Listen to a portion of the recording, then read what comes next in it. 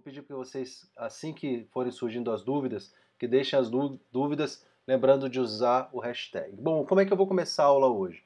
Eu vou começar a aula hoje, pedir inicialmente para algumas pessoas me mandarem os resumos, não tem como eu avaliar de todos aqui, vou pegar alguns, dar uma olhada para a gente fazer uma avaliação aqui e eu ponderar com vocês o que eu mudaria nesse resumo. Deixa eu ver isso aqui. Resumo 0. Aqui, quem mandou esse aqui? Deixa eu ver. Quem mandou esse aqui?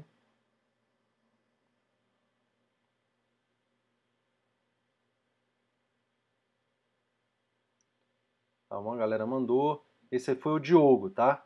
Esse é do Diogo. Vamos lá, Diogo. Vou analisar o seu aqui, que é o primeiro. Não prometo analisar de todo mundo aqui, senão a gente vai ficar com a aula só por conta disso aqui. Bom, ele fez um resumo aqui de controle de constitucionalidade. Legal, dando uma olhada rápida aqui, já te falo que está muito grande. Só de bater o olho, já falo que está muito grande, muito grande. Bom, a primeira coisa aqui, antes, só de olhar aqui a estrutura do resumo dele. Só de olhar a estrutura do resumo dele. O ideal, pelo menos assim que eu ensino e eu acho melhor, é você numerar as informações. Então deixa eu botar as observações em vermelho aqui. Então, melhor do que fazer essa estrutura que ele fez, então, numerar cada informação na sequência. Ok? Esse número é infinito, tá? Ou seja, se você está estudando hoje controle de constitucionalidade, daqui a 3 meses você vai estudar poder legislativo, a numeração de poder legislativo vai ser 300 e alguma coisa. Tá? Então é melhor você fazer isso porque fica mais fácil você controlar a revisão se essa revisão for uma revisão cumulativa. Então aqui, por exemplo, ele colocou controle de constitucionalidade é o tema, não é isso? Então era melhor que ele colocasse assim o tema aqui, olha, tema, controle de constitucionalidade, só para ele identificar visualmente, ele pode até botar numa cor diferente, daí ele vai numerando as informações, tá vendo aqui, olha?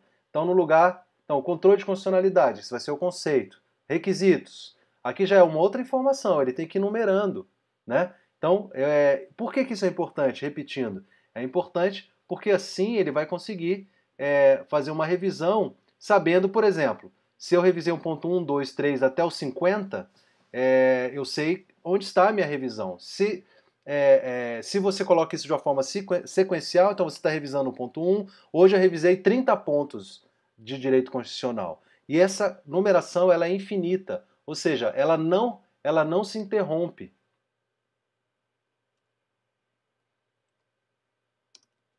Não se interrompe.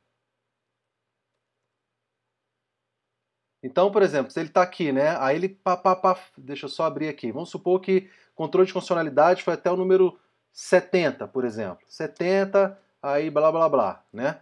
Aí beleza. Aí ele vai estudar poder legislativo. Então ele vem aqui e bota poder legislativo, bota numa cor que ele acha que vai ficar bem chamativo aqui, para ele identificar depois. Daí ele vai colocar o que aqui?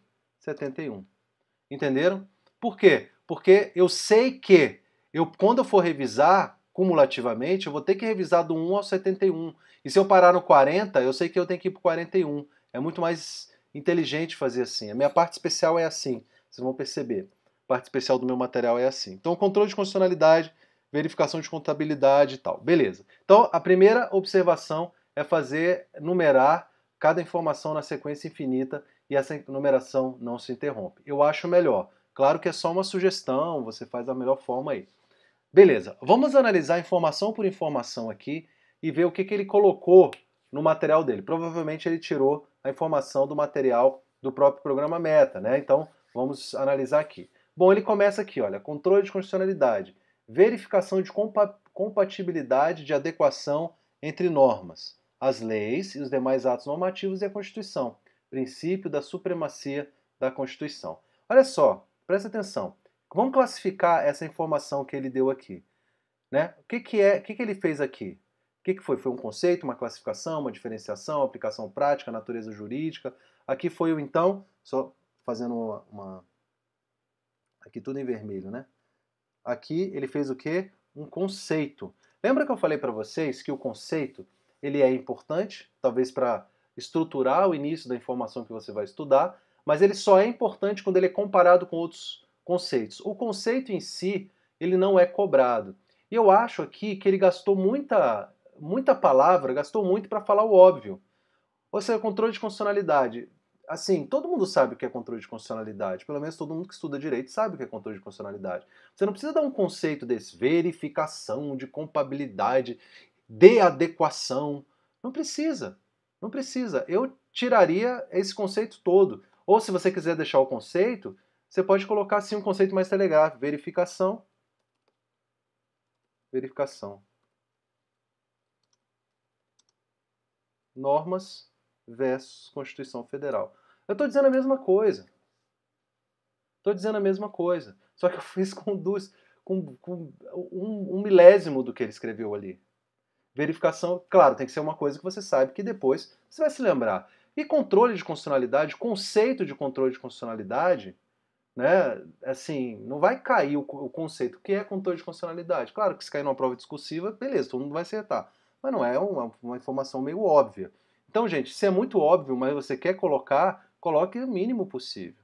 Não é isso? Aí coloca aqui, princípio da supremacia da Constituição. Tá, enfim, eu tiraria isso aqui porque para mim é uma informação óbvia. Se não é para você, tudo bem, mas em geral deve ser óbvio. Requisitos. Constituição rígida, mas órgão de controle. Perfeito. Aqui ele fez uma forma mais telegráfica, né? Bom, aí ele deu o conceito de Constituição rígida. Ele deu o conceito de Constituição rígida aqui. Olha, mais uma vez é um outro conceito.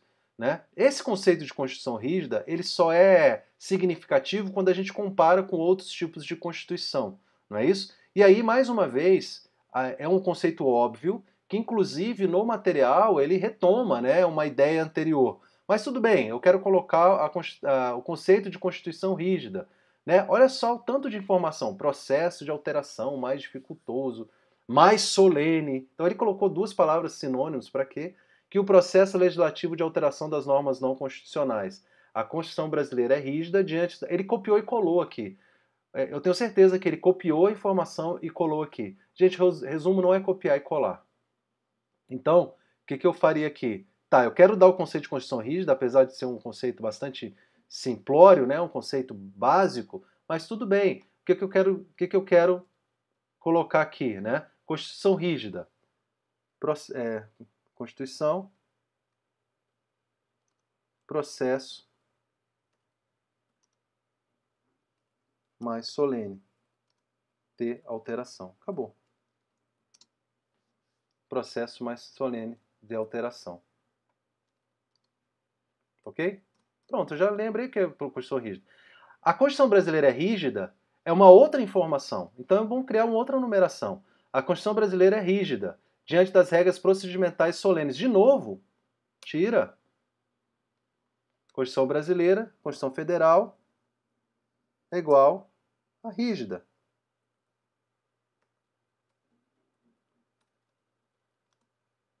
Artigo 60. Tudo bem que você já vai ter estudado isso. Olha só como eu estou tirando a gordura. Estou tirando a gordura. Faça resumos telegráficos. Constituição Federal, você vai entender isso aqui? Claro, como eu estou fazendo, eu vou entender. Você tem que fazer de uma forma que você vai entender. E se você não entender, volta lá no material. Legal? Volta lá no material. Deixa eu só corrigir aqui.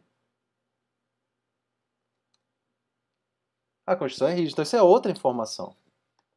Isso aqui é outra informação. Aí ele vai falar de supremacia da Constituição. Aí ele vem com dois conceitos. Supremacia material. A Constituição possui o conteúdo superior ao das demais leis. E supremacia formal, presente nas constituições dotadas de rigidez. Quando a Constituição não é rígida, ela tem o mesmo processo de alteração das demais leis. Então, presta atenção. Olha só que interessante. Na verdade, você não tem que conceituar supremacia material e supremacia formal. Porque quando os dois conceitos eles se comparam, o ideal é você fazer logo uma comparação aqui. Então, o que eu faria? Supremacia material. supremacia material. Supremacia material, eu colocaria conteúdo, não é isso? Estou confiando na informação dele ali, não sou professor de conteúdo superior ou superior. Independe da classificação ou independe da rigidez.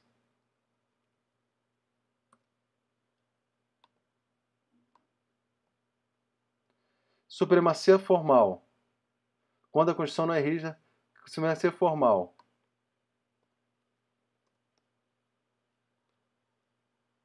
Constituição. Eu vou botar Constituição Federal, mas você sabe que eu estou falando Constituição como um todo aqui. Topo hierárquico. Só rígidas.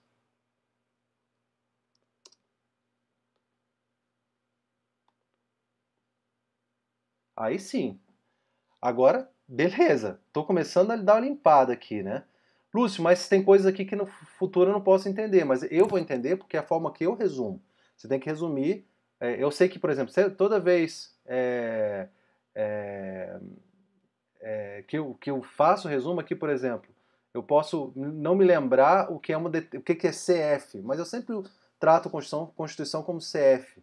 Então, beleza. A Constituição Federal foi dividida em 3 partes: preâmbulos, normas, permanentes. Para que escrever? A Constituição foi dividida em 3 partes. Está perdendo tempo. Você pode botar assim, olha, Constituição Federal,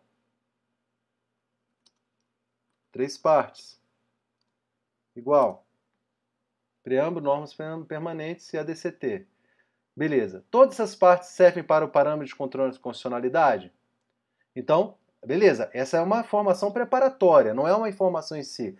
Ele colocou essa informação porque ele vai para uma informação, ou seja, ele está lembrando quais são as partes da Constituição para apresentar uma pergunta aqui, que é essa pergunta. Né? Nessa pergunta, bom, todas essas partes servem de parâmetro para o controle de constitucionalidade?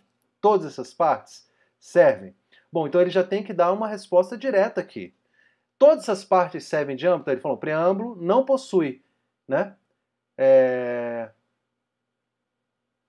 Olha só, presta atenção. Então, ele está dizendo aqui que a ADCT e as normas permanentes, depois ele faz uma observação, né, servem como parâmetro. Já o preâmbulo não serve como parâmetro. Então, ele gastou muitas linhas aqui, ele poderia responder simplesmente o seguinte, resposta, não.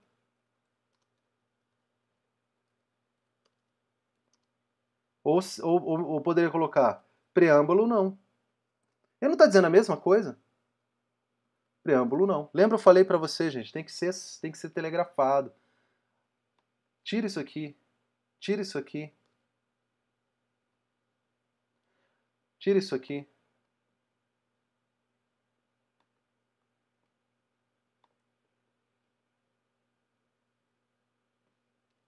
Aí ele faz uma observação. Vou tirar tudo aqui. Aqui está ficando um resumo. Isso aqui não é resumo. Isso é transcrição que ele fez. Segundo o Supremo, apenas as... Ó, agora está um resumo. Vamos lá. Segundo o Supremo, Vou botar aqui, senão esse aqui eu não iria lembrar. Contei processo mais solene de alteração. Legal. Segundo o Supremo, apenas as normas de eficácia exaurida da ADCT é que servem como parâmetro. Ou seja, aquelas normas que ainda não exauriram sua eficácia, ou seja, seus efeitos. A que tem eficácia exaurida, não... Putz, merda. Ó, 9.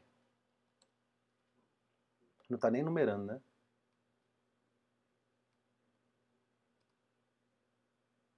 9. Continuar. 9. STF. Igual.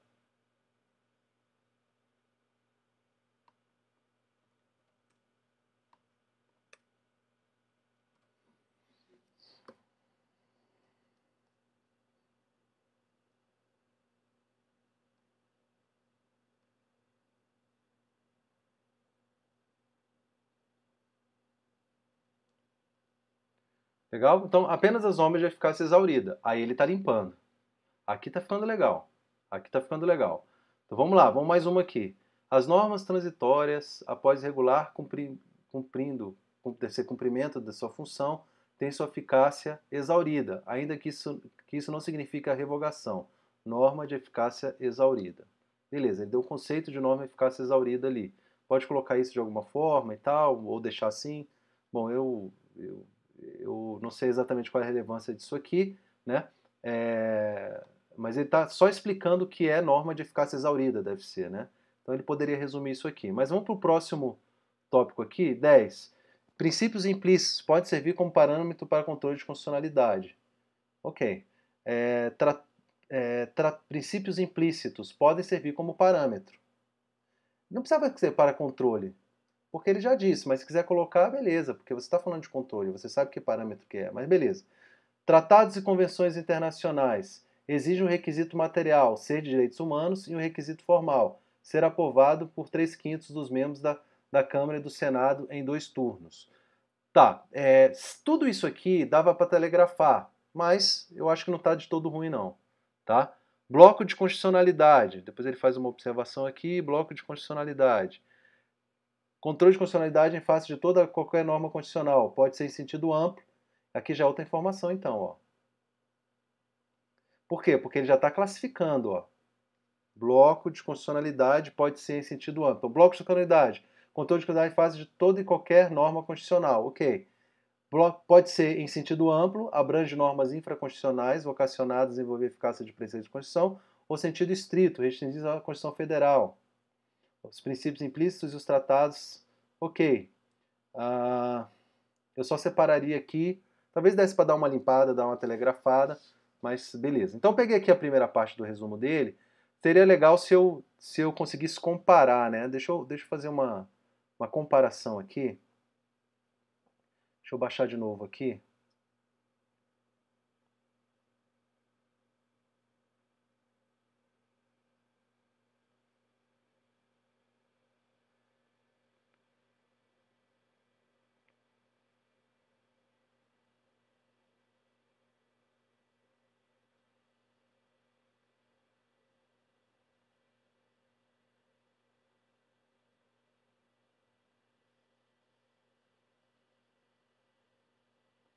Tá, deixa eu comparar aqui. Exibir, né? Exibir. Deixa eu fazer de outra forma aqui.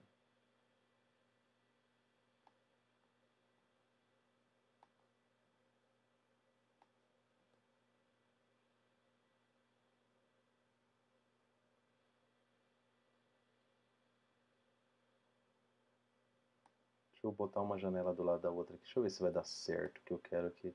Porque eu... acho que não vai dar, não. Aumentar um pouquinho, talvez. Não vai dar. Talvez depois vocês me ensinem a fazer isso aqui. De qualquer forma, se eu fosse comparar, né? Vamos comparar aqui, ó. Olha só, isso é como estava. Olha só. Isso é como estava, tá vendo? Olha. Isso é como estava. O que eu quero...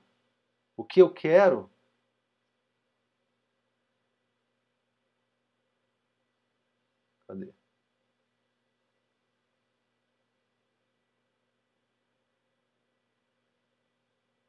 Cadê o outro, gente?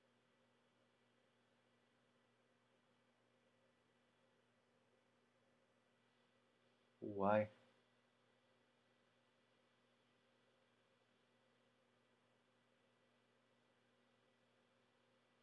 Cadê ele, gente? O que eu estava fazendo agora? Será que eu fechei e não salvei? Dá raiva desse... tá aqui, ó. Então, beleza. Olha só. Olha a diferença. Eu consegui reduzir em poucas linhas. É isso que você deve buscar. É isso que você deve buscar. Realmente telegrafar.